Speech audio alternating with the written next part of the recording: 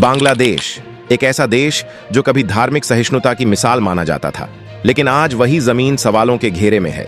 पिछले कुछ समय से बांग्लादेश में हिंदू समुदाय पर हो रहे कथित अत्याचार, मंदिरों पर हमले, घरों में आगजनी, जबरन पलायन और डर का माहौल अब सिर्फ स्थानीय मुद्दा नहीं रहा। सोशल मीडिया से लेकर अंतर्राष्ट्रीय मंचों तक एक ही सवाल गूंज रहा है, क्या बांग्लादेश में अल्पसंख्यक सुरक्षित हैं? और अब नजरें टिकी हैं भारत पर। क्या भारत सिर्फ बयान देगा या इस बार होगा कोई बड़ा और सख्त एक्शन?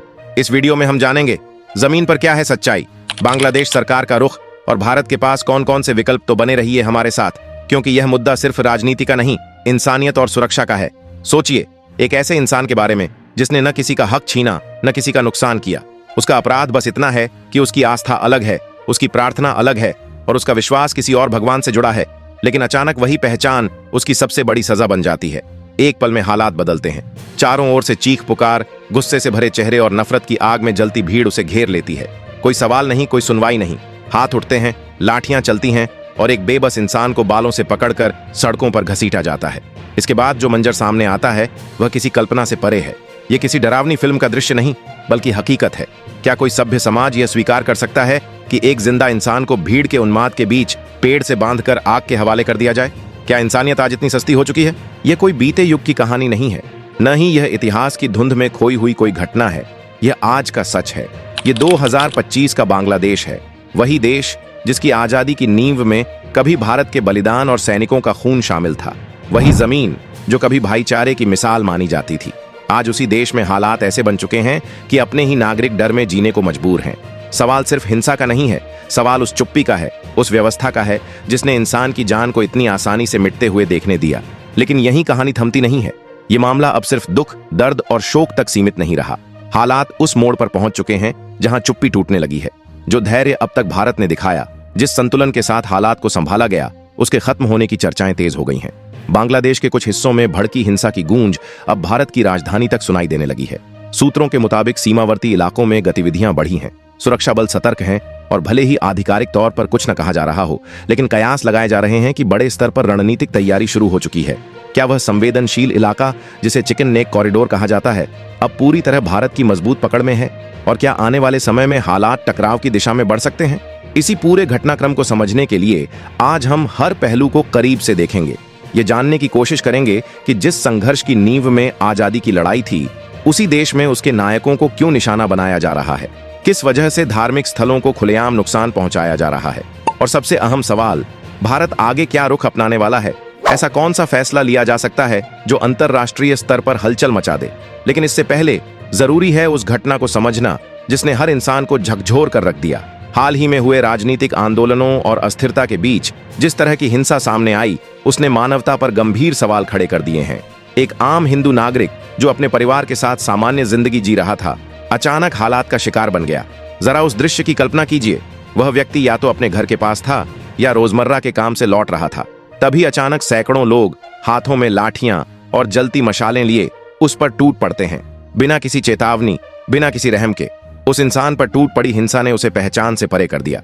शरीर पर वार दर वार होते रहे, खून बहता रहा, लेकिन उसकी दर्द भरी आवाजें आसपास के उन्माद और शोर में कहीं खो गईं। भीड़ के लिए इतना भी काफी नहीं था। गुस्सा ठंडा होने का नाम नहीं ले रहा था। इसके बाद उसे जमीन पर घसीटा गया और बेदर्दी से एक पेड़ के साथ बांध दिया गया, जैसे उसकी इंसान होने की पहचान ही छीन ली गई हो। सोचिए दोस्तों, उस समय उस इंसान के मन में कितनी बेचैनी और डर था। क्या उसने कभी यह सोचा होगा कि जिन लोगों के साथ वह सालों से जी रहा था, जिनके बीच उसका जीवन गुजरता था, वही लोग एक दिन उसकी जान के दुश्मन बन जाएंगे? क्या उस भीड़ में मौजूद किसी ने उसके लिए सहानुभूति का एक पल भी महसूस किया होगा? शायद नहीं, क्योंकि जब नफरत इंसान के दिल और दिमाग पर हावी हो जाती है तो वह इंसानियत खो देता है और केवल हिंसक प्राणी बन जाता है। उसे बेरहमी के साथ एक पेड़ से बांध दिया गया और उसकी जान ले ली गई।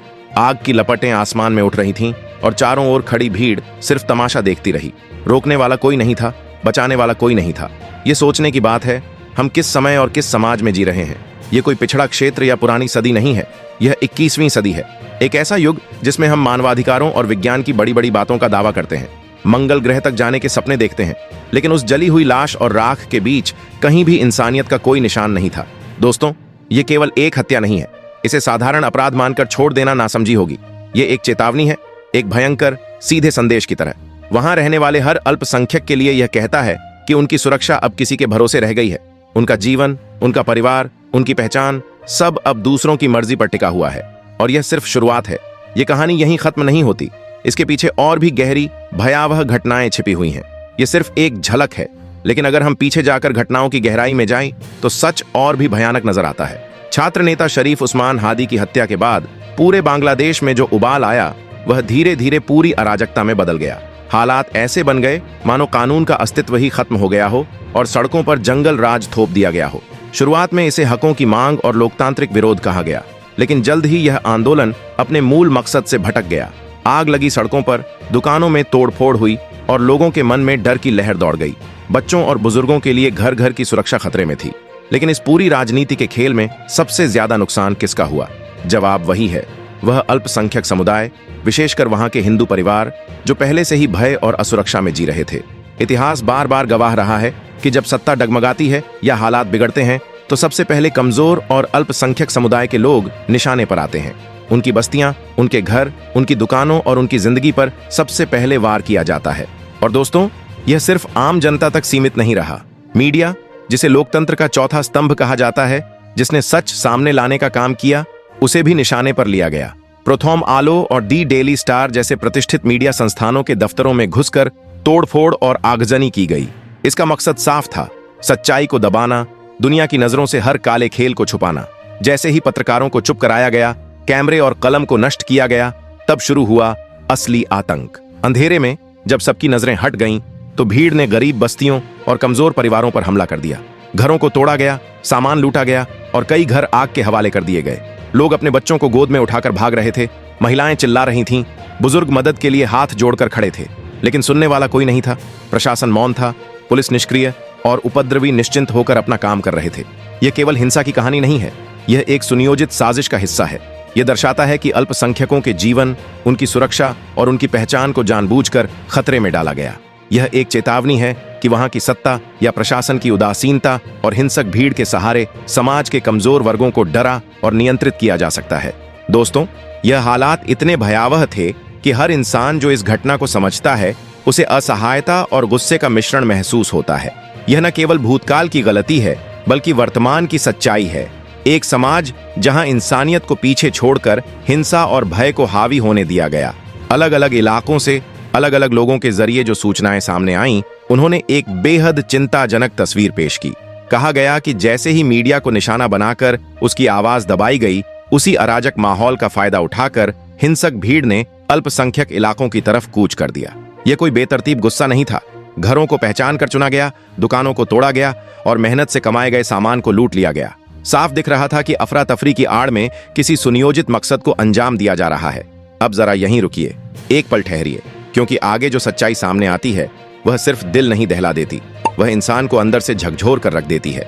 यह सवाल उठाती है कि क्या किसी देश की स्मृति इतनी कमजोर हो सकती है कि वह अपने ही इतिहास को कुचल दे? क्या कृतज्ञता और एहसान की भी कोई आखिरी सीमा होती है? कहानी हमें ले जाती है रंगपुर जिले तक। यह कोई साधारण इलाका नहीं है, ये वही धरती है जिसने कभी आजादी की लड़ाई के नारे सुने थे, जहां लोगों ने अपने भविष्य के लिए संघर्ष किया था। इसी जमीन पर रहते थे योगेश चंद्र रॉय। इस नाम को याद रखना जरूरी है, क्योंकि यह नाम सिर्फ एक व्यक्ति का नहीं, बल्कि एक दौर का प्रतिनिधित्व करता है। योगेश चंद्र रॉय कोई आम नागरिक नहीं थे। 1971 में जब हालात सबसे ज्यादा क्रूर थे, जब पाकिस्तान की सेना दमन पर उतारू थी, तब उन्होंने डर के आगे घुटने नहीं टेके। उन्होंने हथियार उठाया, संघर्ष किया और बांग्लादेश की आजादी के लिए अपना सब कुछ दांव पर लगा दिया। उनकी जवानी, उनका सुख, उनका भविष्य, सब कुछ उस सपने के लिए कुर्बान कर दिया जिसे हम आज एक आजाद राष्ट्र कहते हैं। लेकिन वक्त बदला, साल बदले और 2025 में खड़े होकर जब हम पीछे देखते हैं तो सवाल और भी कड़वा हो जाता है। उस बलिदान का उन्हें क्या मिला? न कोई सुरक्षा, न कोई सम्मान, न कोई संरक्षण। मिला तो सिर्फ एक भयावह अंत। योगेश चंद्र रॉय और उनकी पत्नी सुवर्णा रॉय के शव उनके ही घर में संदिग्ध हालात में पाए गए। इससे बड़ी विडंबना और क्या हो सकती है? जिसने देश को आजाद कराने के लिए बाहरी दुश्मनों से लड़ाई लड़ी, उसी देश के भीतर अपने ही समाज के बीच वह सुरक्षित नहीं रहा। यह सिर्फ 2 लोगों की मौत नहीं है, यह उस भरोसे की हत्या है जो एक देशभक्त अपने देश पर करता है। तो सवाल उठता है, क्या इसे सिर्फ एक आपराधिक मामला कहकर नजरअंदाज कर दिया जाए? क्या यह केवल एक मर्डर फाइल बनकर बंद हो जाने वाली घटना है? जवाब साफ है, नहीं। यह उस सोच पर हमला है जिस पर एक राष्ट्र की नींव रखी गई थी। यह उस आदर्श की मौत है जिसके लिए लोगों ने खून बहाया था। यह घटना हमें आईना दिखाती है कि आज हालात किस दिशा में जा रहे हैं, जहां न अतीत का सम्मान बचा है, न बुजुर्गों की सुरक्षा और न ही वर्तमान की कोई गारंटी। यह एक कड़ी है उन तमाम घटनाओं की जो यह बताने के लिए काफी हैं कि अब वहां कोई भी खुद को सुरक्षित नहीं मान सकता, चाहे वह कभी देश का नायक ही क्यों न रहा हो। अगर एक स्वतंत्रता सेनानी अपने ही घर में सुरक्षित नहीं है तो आम इंसान की हालत का अंदाजा लगाना मुश्किल नहीं। और हाँ, कुछ लोग इसे एक अपवाद कह सकते हैं, एक इक्का दुक्का घटना बताकर बात को हल्का करने की कोशिश कर सकते हैं, लेकिन अब भावनाओं से नहीं, तथ्यों से बात करने का वक्त है। तो आइए जज्बातों को एक पल के लिए किनारे रखते हैं और उन आंकड़ों, उन रिपोर्ट्स और उन सच्चाइयों की तरफ बढ़ते हैं जो किसी भी बहाने या तर्क से झुठलाई नहीं जा सकती। और दोस्तों, यहां एक बात बिल्कुल साफ कर लेना जरूरी है, ये जो तथ्य सामने रखे जा रहे हैं ये किसी अफवाह का नतीजा नहीं है, ये किसी सोशल मीडिया फॉरवर्ड या तथाकथित व्हाट्सएप ज्ञान का हिस्सा नहीं है। ये आंकड़े खुद बांग्लादेश के भीतर काम कर रहे संगठनों ने जारी किए हैं, वही संगठन जो वहां अल्पसंख्यकों के हक की लड़ाई लड़ते आए हैं। Bangladesh Hindu Buddhist Christian unity council, ये नाम यूं ही नहीं लिया जा रहा। ये वही मंच है जो वर्षों से हिंदू, बौद्ध और ईसाई समुदायों पर हो रहे हमलों को दर्ज करता है, पीड़ितों की आवाज सरकार और दुनिया तक पहुंचाने की कोशिश करता है। और अगर आप उनकी रिपोर्ट्स पर एक नजर डाल लें तो यकीन मानिए आपका भरोसा हिल जाएगा। अगस्त 2024 से लेकर 2025 तक, यानी महज 1 से 1.5 साल के भीतर 2400 से अधिक हिंसक घटनाएं दर्ज की गईं। 2-4 नहीं, 10-20 नहीं, पूरे 2400। यह आंकड़ा अपने आप में चीख चीख कर हालात बयां करता है। इसका सीधा मतलब है कि वहां हर दिन, हर हफ्ते कहीं ना कहीं किसी न किसी को निशाना बनाया गया। लेकिन दोस्तों, इन नंबरों को सिर्फ गिनती समझने की गलती मत कीजिए। ये सिर्फ आंकड़े नहीं हैं, ये हजारों बिखरते हुए घर हैं, ये सैकड़ों उजड़ती हुई जिंदगियां हैं, ये वे बच्चे हैं जिन्होंने डर में आंखें खोली और वे बूढ़े हैं जिन्होंने अपमान में आखिरी सांस ली। इन घटनाओं में क्या क्या सामने आया?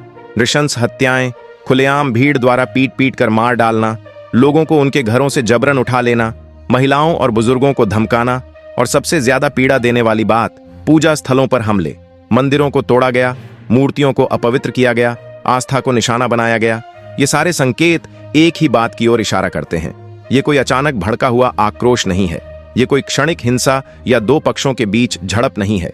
यह एक सुनियोजित प्रक्रिया है, एक सोच समझकर रची गई रणनीति है। उद्देश्य एक ही है, डर पैदा करना, भय का ऐसा माहौल बनाना कि अल्पसंख्यक या तो चुपचाप सब सह लें या फिर अपनी जड़ें छोड़कर वहां से पलायन कर जाएं। दोस्तों, इंसान जब सब कुछ खो देता है तब भी उसके पास एक चीज बचती है, उसकी आस्था। वही उसे जीने की ताकत देती है। लेकिन जब उसी आस्था पर हमला हो, जब विश्वास के प्रतीकों को मिटाने की कोशिश की जाए, तो समझ लीजिए कि बात अब सिर्फ हिंसा की नहीं, अस्तित्व की हो चुकी है। ढाका के नजदीक एक इलाका है, पूर्वांचल। वहां स्थित एक प्राचीन दुर्गा मंदिर केवल ईंट पत्थर की इमारत नहीं था, वह पीढ़ियों की आस्था का केंद्र था। हजारों लोग वहां पूजा करने आते थे, अपने दुख दर्द लेकर पहुंचते थे और मन की शांति खोजते थे। वह मंदिर सिर्फ एक धार्मिक स्थल नहीं था, वह लोगों की पहचान, उनका सहारा और उनका विश्वास था। लेकिन जब ऐसे स्थानों को भी निशाना बनाया जाने लगे, जब श्रद्धा को अपराध की तरह देखा जाने लगे, तब यह साफ हो जाता है कि समस्या बहुत गहरी है और उसे नजरअंदाज करना आने वाले समय में और भी बड़ी त्रासदी को न्योता देना होगा। लेकिन वहां की सरकार और कट्टरपंथियों की मिलीभगत ने जो खेल खेला, उसे देखकर सिर चकरा जाता है। एक झटके में एक ऐतिहासिक मंदिर को अवैध कब्जे की संज्ञा दे दी गई और फिर बिना किसी कानूनी प्रक्रिया के, बिना किसी सुनवाई के उसे बुलडोजर की ताकत के सामने ढाया गया। वो दृश्य सोचिए, पुरानी इमारत की दीवारें गिर रही हैं, मलबा चारों तरफ बिखर रहा है और सामने खड़े लोग, महिलाएं, बूढ़े, बच्चे अपने हाथ जोड़े, आंखें नम, विनती कर रहे हैं कि हमारे भगवान का घर मत तोड़ो। उनकी आवाजें हवा में गुम हो रही थीं, लेकिन अधिकारियों को इससे कोई फर्क नहीं पड़ा। कुछ ही मिनटों में उनका पूजा स्थल, उनका विश्वास, उनकी आस्था, सब कुछ मलबे में बदल गया। भारत सरकार ने तुरंत इस घटना की निंदा की, स्पष्ट किया कि यह कोई एंटी एनक्रोचमेंट अभियान नहीं था, न ही कोई कानूनी कार्रवाई। यह जानबूझकर किया गया अत्याचार था, ताकि वहां रहने वाले हिंदुओं की आत्मा पर चोट पहुंचे और उन्हें यह संदेश मिले कि उनके विश्वास और उनके देवताओं के लिए इस देश में कोई स्थान नहीं है।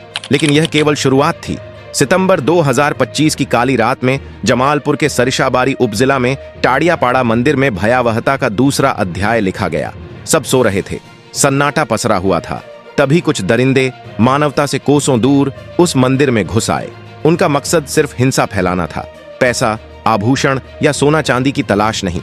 उनका लक्ष्य था डर और भय का साम्राज्य स्थापित करना। उन्होंने मंदिर में रखी 7 मूर्तियों को बर्बाद कर दिया, कुछ मूर्तियों को पूरी तरह से तोड़ दिया गया, कुछ को अपवित्र कर दिया गया। आप सोचिए उस पुजारी की मानसिक स्थिति क्या रही होगी जिसने सुबह का पहला दीपक जलाने के लिए मंदिर का दरवाजा खोला और अपने आराध्य को इस टूटे फूटे हाल में देखा। और वहां मौजूद भक्तों के दिलों का क्या हाल रहा होगा। वे जो अपने ईश्वर के सामने खड़े होकर प्रार्थना करते थे, उनके सामने उनकी आस्था के प्रतीक तन्हा पड़े थे।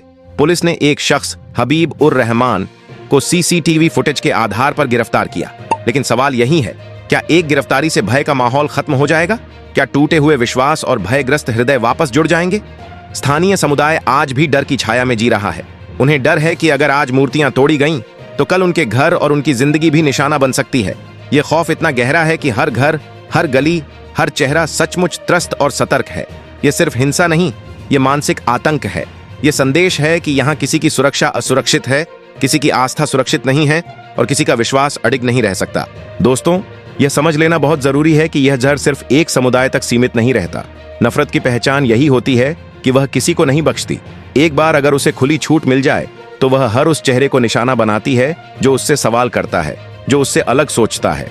ढाका में अक्टूबर और नवंबर 2025 के दौरान जो घटनाएं सामने आईं, उन्होंने इस सच्चाई को बेनकाब कर दिया। इन महीनों में राजधानी के कई चर्चों पर कच्चे बमों से हमले हुए। जरा कल्पना कीजिए, लोग प्रार्थना के लिए जा रहे हैं, मोमबत्तियां जलाने वाले हैं और उसी जगह विस्फोटों की आवाज गूंज उठती है। यह हमला किसी इमारत पर नहीं था, यह सीधा इंसानी भरोसे पर वार था। इतना ही नहीं, बौद्ध समुदाय भी इस हिंसा से अछूता नहीं रहा। कई बौद्ध मंदिरों में तोड़फोड़ की गई, कीमती धार्मिक वस्तुएं चुराई गईं। यह सब इस ओर इशारा करता है कि अब मामला किसी एक धर्म या किसी एक पहचान तक सीमित नहीं है। यहाँ एक ऐसी मानसिकता को जमीन पर उतारा जा रहा है जिसमें सिर्फ वही सुरक्षित है जो बहुसंख्यक सोच के साथ खड़ा है। जो इससे अलग है, चाहे वह हिंदू हो, ईसाई हो या बौद्ध, वह अपने ही देश में बाहरी बना दिया गया है। यह एक सुनियोजित माहौल है जिसमें धीरे धीरे यह संदेश दिया जा रहा है कि अगर आप हम जैसे नहीं हैं तो आपकी सुरक्षा की कोई गारंटी नहीं है। अब जरा उन इलाकों की ओर चलिए जहां न कोई बड़ी सियासत है, न कोई ताकतवर आवाज, सिर्फ गरीब और मेहनतकश लोग हैं। 2025 के मध्य में रंगपुर और आसपास के क्षेत्रों में जो हुआ वह किसी दंगे से कम नहीं था। सैकड़ों की भीड़ अचानक हिंदू बस्तियों पर टूट पड़ी। यह हमला इतना संगठित था कि देखने वाले को लगा जैसे किसी युद्ध की तैयारी पहले से की गई हो। एक एक करके घरों को निशाना बनाया गया, दरवाजे तोड़े गए, कमरों में घुसकर सब कुछ तहस नहस कर दिया गया। टीवी, फ्रिज, बर्तन, कपड़े, जो भी हाथ लगा उसे या तो तोड़ दिया गया या आग में झोंक दिया गया। कई घर पूरी तरह जलकर खाक हो गए। लोगों के पास सोचने तक का वक्त नहीं था। कोई अपने बच्चों को उठाकर भाग रहा था, कोई बूढ़े माँ बाप को संभालने की कोशिश कर रहा था। बच्चे डर से चिल्ला रहे थे, महिलाएं रो रो कर मदद मांग रही थीं। लेकिन उस वक्त सिस्टम कहीं नजर नहीं आया। पुलिस गायब थी और प्रशासन मानो आंखें मूंदे बैठा था। दोस्तों, यही वो सच्चाई है जो अक्सर बड़ी बड़ी सुर्खियों के नीचे दबा दी जाती है, जिसे या तो छोटा सा कानून व्यवस्था का मामला कहकर टाल दिया जाता है या फिर पूरी तरह नजरअंदाज कर दिया जाता है। लेकिन जमीनी हकीकत इससे कहीं ज्यादा डरावनी है। हालात अब सिर्फ खराब नहीं हैं, बल्कि बेहद संवेदनशील और विस्फोटक हो चुके हैं। लेकिन इतिहास गवाह है, हर जुल्म की एक सीमा होती है, हर खामोशी हमेशा नहीं टिकती। और अब ऐसा लग रहा है कि यह खामोशी टूटने वाली है। जो मैं अब कहने जा रहा हूं वह इस पूरे घटनाक्रम का सबसे अहम मोड़ है। ध्यान से सुनिए। बांग्लादेश में लगातार हो रहे इन हमलों, इस खुली अराजकता और अल्पसंख्यकों पर हो रहे अत्याचारों ने भारत के सब्र की परीक्षा ले ली है। अब यह सिर्फ एक पड़ोसी देश का आंतरिक मामला नहीं रह गया है। भारत की जनता जो अब तक संयम बरत रही थी, अब चुप बैठने को तैयार नहीं है। सोशल मीडिया से लेकर जनसभाओं तक, टीवी डिबेट से लेकर संसद के गलियारों तक, हर जगह एक ही सवाल गूंज रहा है। हर कोई जानना चाहता है कि कब तक यह सब चलता रहेगा और कब तक आंखें मूंद कर देखा जाता रहेगा। माहौल बदल रहा है, आवाजें तेज हो रही हैं और संकेत साफ हैं। अब अनदेखी की कीमत भारी पड़ सकती है। एक ही आवाज गूंज रही है, एक्शन। भारत के लोग अब सिर्फ कड़े शब्दों वाली निंदा नहीं चाहते, वह अब ठोस और निर्णायक कदम चाहते हैं। जनता का गुस्सा 7वें आसमान पर है और उनकी मांग स्पष्ट है कि सरकार को डिप्लोमेसी की टेबल छोड़कर सीधे मैदान में उतरना चाहिए। लोगों का कहना है कि बहुत हो गया भाईचारा, बहुत हो गई नेबरहुड फर्स्ट की बातें। जब हमारे भाइयों को वहां कीड़ों मकोड़ों की तरह जलाया जा रहा है तो हम यहां हाथ पर हाथ धरे कैसे बैठ सकते हैं? दोस्तों, हवाओं का रुख बता रहा है कि सरकार ने जनता की नब्ज और उनके मूड को पहचान लिया है। सूत्रों और खुफिया रिपोर्ट्स के हवाले से जो खबरें आ रही हैं वे बेहद चौंकाने वाली और बड़ी हैं। बताया जा रहा है कि भारतीय सेना और वायुसेना को हाई अलर्ट पर रखा गया है। भारत बांग्लादेश सीमा, जो अब तक शांत थी और जहां पक्षियों की चहचहाहट सुनाई देती थी, वहां अब टैंकों की गड़गड़ाहट सुनाई दे रही है। बारूद की गंध महसूस की जा सकती है। हमारे फाइटर जेट्स राफेल और सुखोई आसमान में लगातार गश्त कर रहे हैं। सैनिकों की छुट्टियां रद्द कर दी गई हैं और भारी तादाद में फौज और आर्टिलरी को बॉर्डर पर तैनात किया गया है। ये कोई रूटीन एक्सरसाइज नहीं है, कोई दिखावा नहीं, ये एक बहुत बड़ी तैयारी और बड़े तूफान का संकेत है। सबसे बड़ी और सनसनीखेज खबर जो पूरी दुनिया की नजरें टिकी हैं वह सिलीगुड़ी कॉरिडोर या चिकन नेक को लेकर है। यह भारत के लिए सामरिक रूप से अत्यंत महत्वपूर्ण है क्योंकि यह पतला रास्ता भारत के मुख्य भूभाग को हमारे नॉर्थ ईस्ट के राज्यों से जोड़ता है। हमेशा से रक्षा विशेषज्ञों को डर था कि युद्ध की स्थिति में दुश्मन इस पर नजर गड़ाए बैठा है और इसे काटने की कोशिश कर सकता है, लेकिन अब पासा पलट चुका है, गेम बदल चुका है। रिपोर्ट्स के मुताबिक भारतीय सेना ने अपनी सुरक्षा सुनिश्चित करने और बांग्लादेश को एक कड़ा संदेश देने के लिए आक्रामक रुख अपनाया है। रणनीतिक तौर पर भारत ने महत्वपूर्ण पोजीशंस पर अपनी तोपें तैनात कर दी हैं ताकि यह सुनिश्चित किया जा सके कि अब भारत डिफेंसिव नहीं बल्कि ऑफेंसिव मोड में है। कुछ अपुष्ट खबरों और सोशल मीडिया पर चल रही चर्चाओं के अनुसार भारतीय सेना ने रणनीतिक बढ़त हासिल करते हुए चिकन नेक के आसपास के संवेदनशील इलाकों को पूरी तरह से अपने नियंत्रण में ले लिया है और बांग्लादेश के भीतर तक अपनी मौजूदगी और धमक पहुंचा दी है। दोस्तों, जरा सोचिए इसका मतलब क्या है। इसका मतलब बहुत गहरा है। इसका मतलब है कि अब भारत चुप नहीं बैठेगा। भारत ने अपनी लक्ष्मण रेखा खींच दी है। अगर वहां हिंदुओं पर एक भी पत्थर उछला तो उसका जवाब ईंट से नहीं बल्कि अब गोले से दिया जाएगा। भारत की यह तैयारी और आक्रामकता देखकर ढाका में हड़कंप मचा हुआ है। जो सरकार अब तक इन दंगाइयों को पनाह दे रही थी, जो आंखें मूंदे बैठी थीं, अब उसके भी पसीने छूट रहे हैं। उन्हें और वहां की सेना को बहुत अच्छे से पता है कि 1971 में भारत ने क्या किया था। उन्हें याद है कि कैसे 93,000 सैनिकों ने घुटने टेक दिए थे और उन्हें यह भी पता है कि 2025 का भारत 1971 के भारत से कहीं ज्यादा ताकतवर, आधुनिक और सक्षम है। वायुसेना के राफेल और सुखोई विमान सीमा के पास जब सोनिक बूम करते हुए उड़ते हैं तो उसकी गर्जना ढाका तक सुनाई देती है, जो वहां बैठे हुक्मरानों को यह याद दिलाने के लिए काफी है कि बाप बाप होता है। नौसेना ने भी बंगाल की खाड़ी में अपनी गश्त बढ़ा दी है, यानी जल, थल और नभ तीनों ओर से घेराबंदी की तैयारी पूरी है। दोस्तों, जनता का दबाव सरकार पर लगातार बढ़ रहा है। देश के कोने कोने में रैलियां निकाली जा रही हैं, नारे लग रहे हैं। लोगों का कहना है कि अगर अभी नहीं तो कभी नहीं। यह गुस्सा जायज भी है। आखिर कब तक हम अपने लोगों को मरते हुए देखेंगे? कब तक हम मंदिरों को टूटते हुए, मूर्तियों को खंडित होते हुए देखेंगे? योगेश चंद्र रॉय जैसे स्वतंत्रता सेनानी जिन्होंने उस देश की मिट्टी के लिए जान दी, अगर वह अपने घर में सुरक्षित नहीं है तो फिर कौन सुरक्षित है? ये सवाल आज हर भारतीय के मन में कौंध रहा है और हर दिल में चुभ रहा है। शायद यही वजह है कि आज भारत सरकार, जो हमेशा कूटनीति पर भरोसा करती थी, अब सख्त फैसले लेने और कड़े कदम उठाने से पीछे नहीं हट रही। अब आगे क्या होगा, यह तो आने वाला वक्त ही बताएगा। आज हमने आपको एक जटिल और संवेदनशील स्थिति की पूरी तस्वीर दिखाने की कोशिश की, जहां एक तरफ बुनियादी इंसानी सुरक्षा खतरे में है और दूसरी तरफ सीमाओं पर तनाव का माहौल है। यह संघर्ष अब केवल किसी एक समुदाय तक सीमित नहीं रह गया है। यह न्याय और अन्याय, सुरक्षा और असुरक्षा के बीच की लड़ाई बन चुका है। महत्वपूर्ण, यह वीडियो केवल जानकारी और विश्लेषण देने के उद्देश्य से बनाया गया है। इसमें दिखाए गए घटनाक्रम, आंकड़े और विवरण सार्वजनिक स्रोतों, मीडिया कवरेज और मानवाधिकार संगठनों पर आधारित हैं। यह किसी भी व्यक्ति, समूह या समुदाय के खिलाफ हिंसा, नफरत या भेदभाव को बढ़ावा नहीं देता। कुछ घटनाओं का विवरण संभावित रूप से अतिरंजित या सत्यापित नहीं हो सकता, इसलिए इसे देखते समय हमेशा सतर्क और जिम्मेदार दृष्टिकोण अपनाएं। इस जानकारी का उद्देश्य सिर्फ जागरूकता बढ़ाना, सामाजिक और अंतर्राष्ट्रीय संदर्भ समझाना और मानवाधिकारों और सुरक्षा के मुद्दों पर सोचने को प्रेरित करना है। कृपया इसे साझा करते समय हमेशा कानून और सामाजिक जिम्मेदारी का पालन करें और किसी भी जानकारी को बिना पुष्टि किए फैलाने से बचें। दोस्तों, अगर आप इस वीडियो को देखकर प्रभावित हुए हैं और सोचते हैं कि इंसानियत और न्याय की रक्षा के लिए आवाज उठाना जरूरी है, तो इसे व्हाट्सएप, फेसबुक और अन्य प्लेटफॉर्म पर अपने दोस्तों और परिवार के साथ साझा करें। वीडियो को लाइक करें, चैनल को सब्सक्राइब करें और कमेंट में अपने विचार साझा करें। आइए हम सब मिलकर जागरूक रहें और यह सुनिश्चित करें कि किसी भी व्यक्ति, समुदाय या धर्म के साथ अन्याय और हिंसा न हो। अगली वीडियो में हम आपके लिए लाएंगे और भी सटीक जानकारी और अपडेट। तब तक के लिए आपका धन्यवाद और सुरक्षित रहें।